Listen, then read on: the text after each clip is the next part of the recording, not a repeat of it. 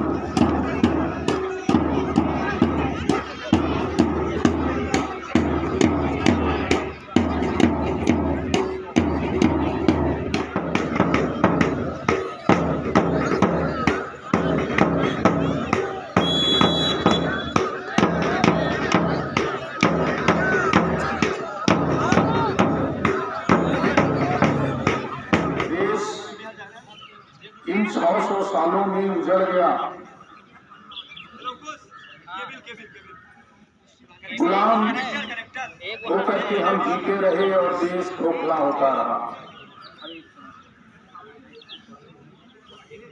हमारे देश के सपूतों ने अपना बलिदान दिया।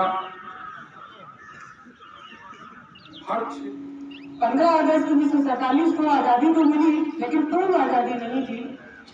हमारा संविधान नहीं था उस समय, हमारे पास कानून नहीं था, हमारे पास अधिकार नहीं था। एक संविधान प्रारूप कमेटी श्री B.R. अम्बेडकर जी के नेतृत्व में बनाई गई और अम्बेडकर जी का प्रयास, उनके कमेटी के सदस्य, मुख्य सदस्य थे श्री B.M. राव जी, साथ में अन्य और सदस्य थे जिन्होंने काफी अध्ययन के उपरांत हमारे भारत के लिए संविधान रचा और 26 जनवरी 1950 को गणतंत्र दिवस के रूप में भारत को घोषित किया गया। वास्तव में गणतंत्र का अगर शाब्दिक अर्थ देखें तो संस्कृत में गण का अर्थ होता है पूर्ण जनता और तंत्र का अर्थ होता है प्रणाली, यानी पूर्ण जनता या जनता के द्वारा जो भी तैयार किया गया एक सिस्टम